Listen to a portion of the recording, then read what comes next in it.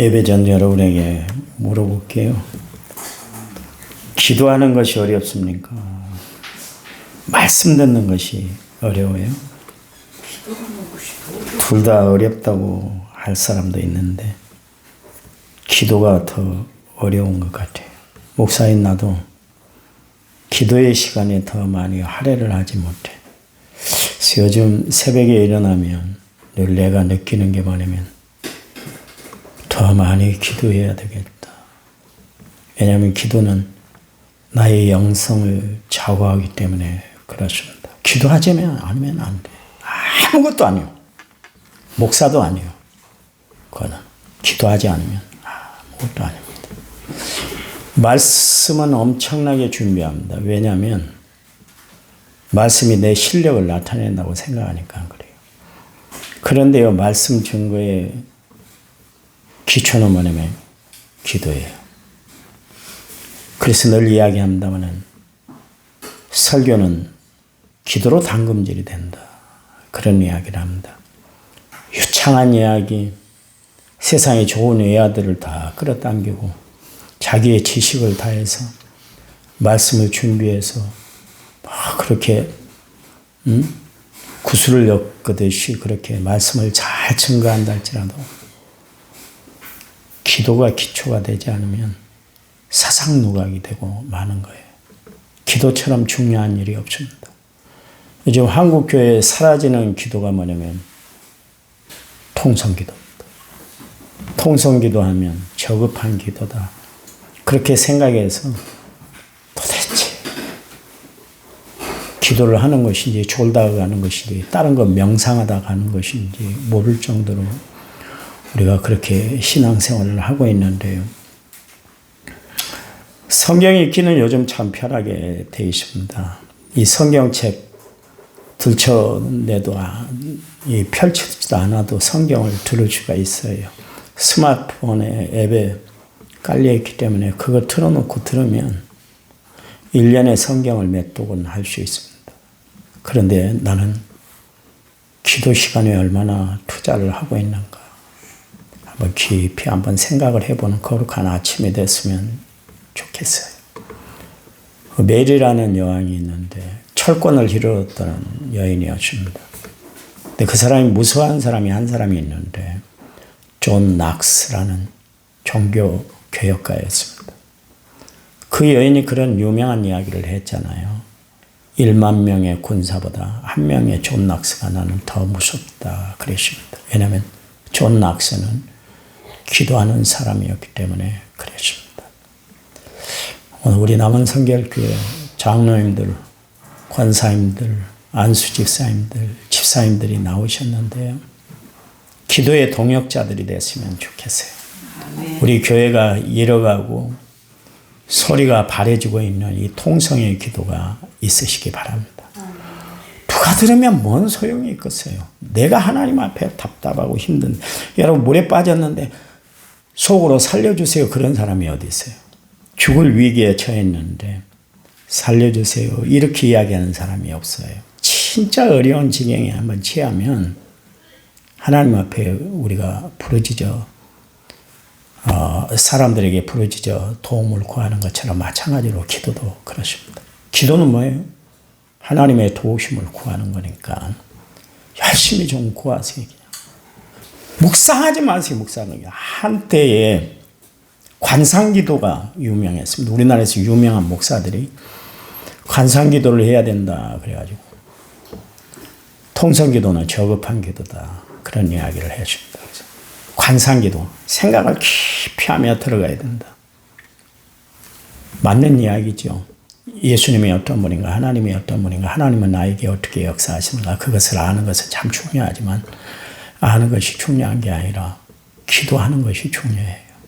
여러분 앞으로 우리 교회는 소리내 기도하는 교회가 돼야 될 줄 믿습니다.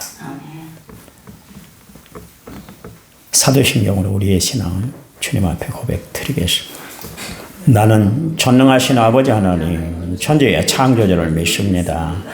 나는 그의 유일하신 아들 우리 주 예수 그리스도를 믿습니다.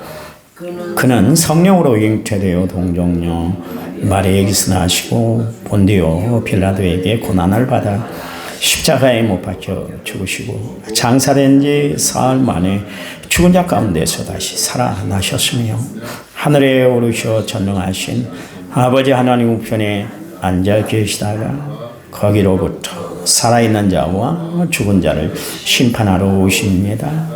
나는 성령을 믿으며 거룩한 공교회와 성도의 교제와 죄를 용서받는 것과 몸의 부활과 영생을 믿습니다. 아멘. 아멘. 찬송가 369장입니다.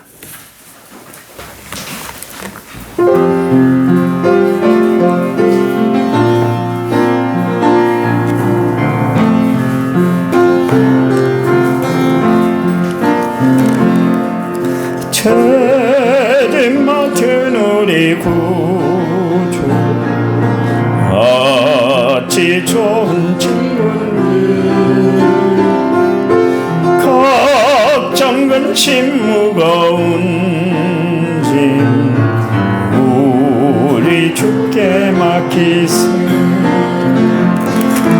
주께 고함 없는 고로 받지 못하네 사람들이 어찌하여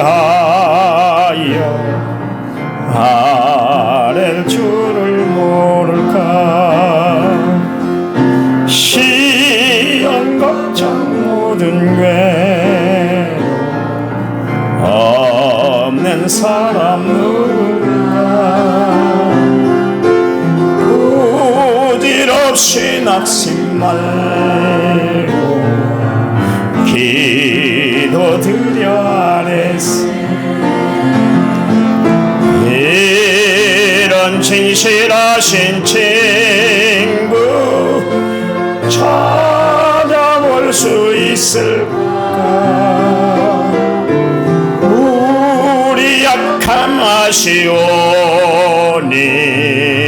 어찌 아니 아랠까 근심 걱정 무거운지 아래진 자 누구나 피난처는 우리의 주께 기도드리세 이런 진실하신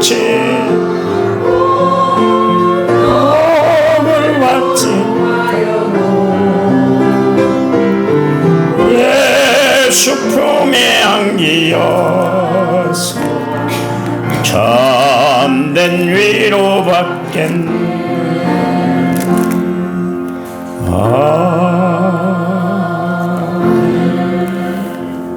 364장 한 장 더 부릅니다. 364장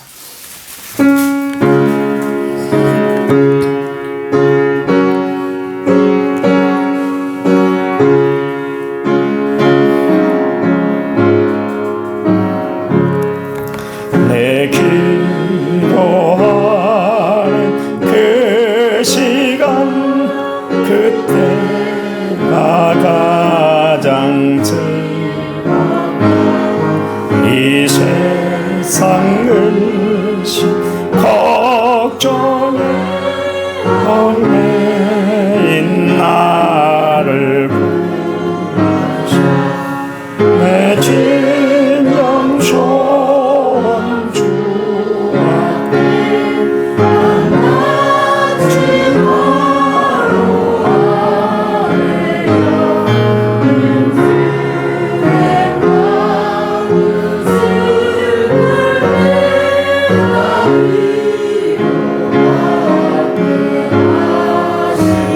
이 절은 장로님들만 부르시고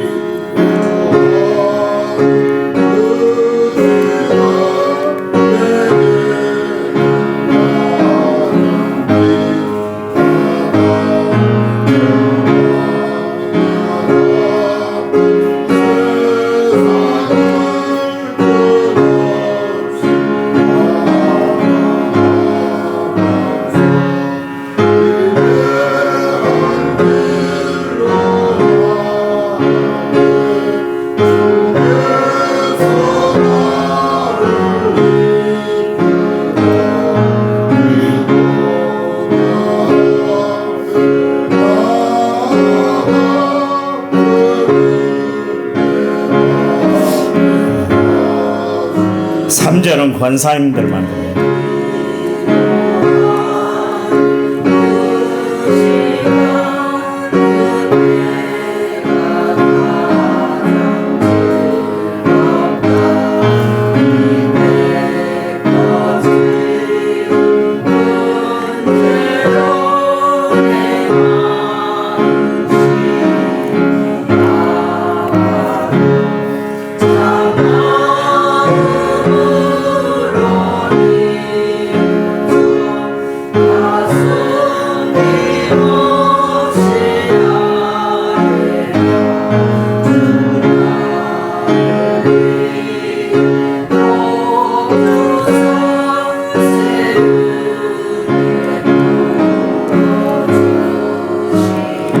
다 같이 부릅니다. 내 기도하는 그 시간 그때가 가장 즐겁다.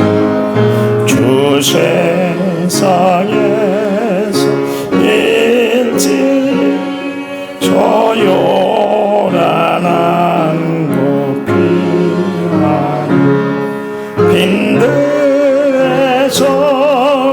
산에서 온 마음을 세워 지내서 주 예수 친히 기도로 큰 본을 보여주셨네.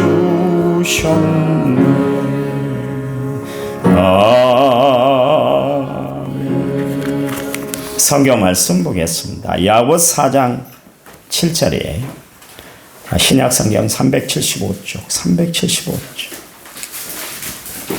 야고보서 4장 7절입니다. 우리 하나님 성으로 같이 읽습니다. 그런즉 너희는 하나님께 복종할지어다. 마귀를 대적하라. 그리하면 너희를 피하리라. 아멘. 1차 먼저 6,766번째 제가 하나님 앞에 드렸고 무명으로 감사한 건 드렸습니다. 하나님 감사합니다. 오늘 새벽 하나님 앞에 나와 이렇게 기도하고 찬양하고 말씀 가운데 거하게 하시니 감사합니다. 하나님 이 아침에 이렇게 감사의 예물을 드린 손길을 기억하여 사업과 가정과 자녀들 손주까지 하나님의 거룩한 축복이 날마다 넘쳐나도록 도와주시기만을 원합니다. 하는 일마다 형통하도록 하나님 축복 베풀어 주시옵소서. 이 시간 하나님 앞에 기도합니다. 우리 이번 주 토요일 날 있는 전북중앙지방의 장로의 총회를 수련회를 하나님이 축복해 주셔서 은혜로운 성회가 되도록 하나님 역사해 주시옵소서. 이 시간 말씀 들을 때 성령이 우리들 가운데 온전히 함께해 주실 줄 믿고 예수님의 이름으로 기도했습니다. 아멘. 오늘 낮 예배 끝나고 그 화단 정리 좀 할 겁니다. 양경규 집사하고 예초기를 갖고 오라 그랬으니까 우리 장로님들, 안수 집사님들, 집사님들은 꼭 청소에 동참해 주시기 바랍니다. 전에는 지가 골치머리를 골치 아프게 했던 그런 시절이 있었잖아요. 그래서 지를 소탕하기 위해서 동사무소에서 지약까지 나눠졌잖아요. 그래서 한 날 딱 정해놓고 지약을 놓는 그런 날이 있었습니다. 그런데 요즘 뭐 지를 찾아보기가 참 힘든 것 같아요. 안 보여요. 잘 안 보여요. 저 시골에는 많이 있을지 모릅니다만 각 가정마다 고양이를 키워서 그런가. 고양이 때문에 지들이 그냥 왜냐하면 지는 고양이의 천적이 되기 때문에 그래서 고양이 때문에 지가 없나 그런 생각을 해봤습니다만 요즘 지 대신에 판을 치는 게 하나 있습니다. 뭡니까? 예? 거미. 아유, 어떻게 거미가 그렇게 옛날보다 더 그렇게 집집 구석구석 아주 그냥 구석진 곳에 거미가 막 거미줄을 치고 그렇게 있는 것을 보게 돼요. 거미의 특징이 하나 있습니다. 그게 뭐냐면 구석진 것 또 벌레가 많이 모이는 곳에 은밀하게 그렇게 거미줄을 딱 치고 있는 것을 볼 수가 있어요. 그렇게 해야 그가 먹이 활동을 할 수가 있기 때문에 그렇습니다. 거미가 거미줄을 치는 것은 모양을 내기 위해서 그런 거 절대로 아니잖아요. 자기가 살기 위해서 또 모기를 유인하기 위해서 그렇게 거미줄을 놓는 것을 알 수가 있습니다. 마귀가 존재하는 이유는 뭐냐면 예수 믿는 사람들을 믿기 삼기 위해서, 예수 믿는 사람들을 유혹해서 타락시키게 하기 위해서 그렇게 마귀가 활동을 하고 있습니다.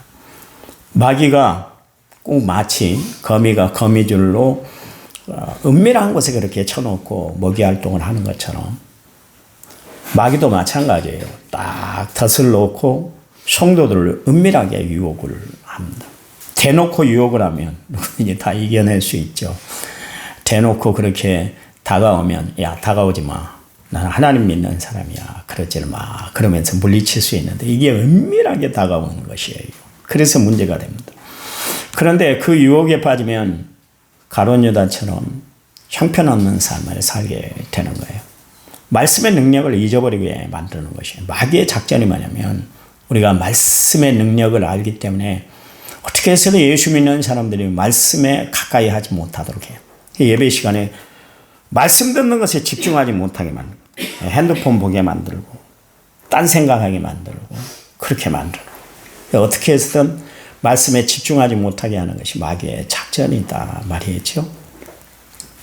삼손처럼 육체의 쾌락에 깊이 빠지게 만들어 버립니다. 그래서 결국 어떻게 됐습니까? 삼손은 원래 나실인이어서 구별된 삶을 살아야 되는데 결국 흥청망청 살다가 결국 타락한 본산이 되고 말았지 않습니까?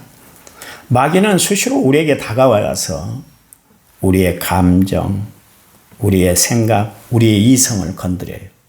이것을 이용해서 성도들을 팍 넘어뜨리려고 그렇게 하고 있습니다. 우리가 살아가면서 지나치게 감정에 치우치면 안 되는 것이에요. 왜냐하면 내 감정을 다스리지 못하고 살아가면 인생에 낭패를 당하기 때문에 그렇습니다. 생각도 마찬가지예요. 한쪽으로 치우치다 보면 자클이 되어 우편향이 될 수가 있습니다. 그렇게 되면 내 자신의 중심을 바로 세우고 살아갈 수가 없기 때문에 그렇습니다. 내 이성을 바로 세우지 못하고 내 마음대로 사용하면 이성을 잃어버리면 어떻게 됩니까? 멸망받는 짐승처럼 험한 꼴을 하고 살아가게 되는 거예요. 인간다운 모습을 잃어버리고 살아가게 된다. 그런 이야기입니다. 그런데 우리의 감정, 우리의 생각, 우리의 이성에 하나님의 말씀에 붙잡히면 어떤 어려운 시련, 역경, 환난, 어떤 생각, 어떤 이성, 어떤 감정도 다 이겨내게 되는 줄 믿으시기 바랍니다. 그래서 우리가 말씀을 붙들고 살아가는 거예요. 그렇지 않으면 우리는 세상에서 늘 넘어지고 또 쓰러지고 결국 전진하지 못한 신앙이 되기 때문에 그렇습니다. 다윗 봐보세요. 하나님 앞에 범죄했잖아요. 다윗이 하나님 앞에 죄를 짓지 않아서 하나님이 그를 사랑하시고 특별히 마음에 두셨던 것이 아니잖아요. 죄를 지었음에도 불구하고 잘못을 지적했을 때 사울왕은 변명과 회피하고 도망갔어요. 근데 다윗은 하나님을 향해서 열린 창을 열어놓고 하나님 내가 잘못했습니다 그러면서 하나님의 말씀 그대로 받아들이고 회개하고 통해 자복을 했어요. 하나님이 그것 보시는 거예요. 여러분의 엄청난 것을 보는 것이 아니에요. 다윗의 엄청난 것을 보았던 것이 아니라 그 중심을 봤어요. 어제는 제가 말씀드렸잖아요. 시편 78편의 말씀을 가지고 여러분에게 말씀했습니다. 70절과 72절 말씀을 통해서 여러분에게 말씀을 드렸지만 그가 작은 일에 충성을 했기 때문에 하나님이 그를 그 목동 가운데 세우셔서 이스라엘 나라의 두 번째 왕으로 세웠다 그랬잖아요. 그뿐만 아니라 다윗이 잘한 것 중에 하나가 뭐냐면 하나님이 이렇게 딱 지적을 하면 그걸 받아들일 수 있었다. 어셉트했다. 그런 이야기. 우리는 보통 남이 이렇게 지적을 하면 받아들이지 않고 튕겨요. 지가 뭔데? 지는 얼마나 잘했어? 뭐 나한테 지적질이야. 부부간에도 그렇습니다. 좋으라고 잘하라고 지적을 해주면 내가 이 평생까지 당신의 말을 듣고 내가 살아야 돼? 그런 지적을 꼭 해야 돼? 기분 나쁘니까 하지 마 그러잖아요. 사람들은 원초적으로 남이 하는 이야기를 받아들이려고 하질 않아요.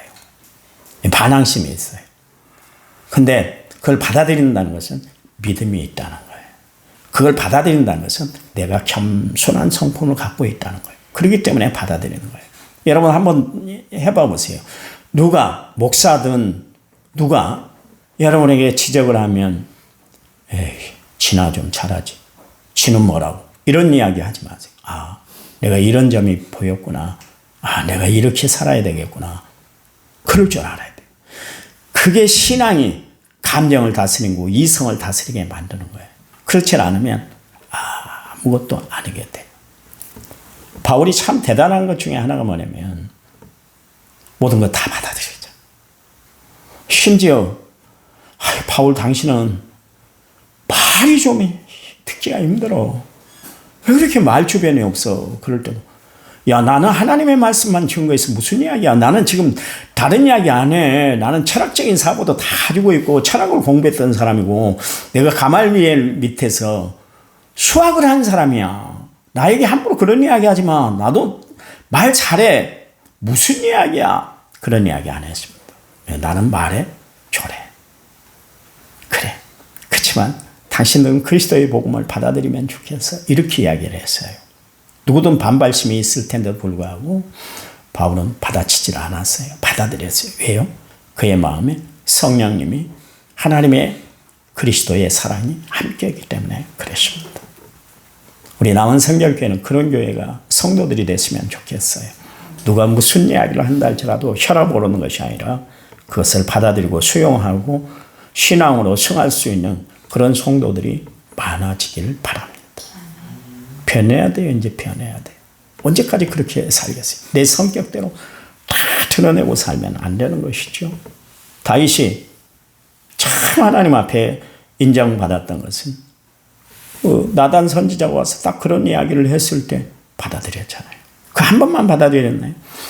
성전을 짓고자 갈망을 했잖아요. 얼마나 좋은 일이에요. 그런데 갓 선지자가 와가지고 하나님이 당신 성전 짓지 말라네요.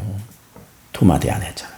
내가 모아놓은 재산이 있는데 지금까지 내가 다 예배해놨는데 무슨 이야기요. 나 평생의 소원이 성전 짓는 것이고 내가 이야기했잖아요. 하나님 문에 문지기로 있는 것이 좋다고 내가 이야기를 했지 않습니까? 내가 왕인데도 불구하고 내 신분 고하를 다 떠나서 나는 하나님 성전에 문지기로 있는 것이 좋다고 내가 이야기까지 했는데 무슨 이야기입니까? 그러면 반발하지 않았어요.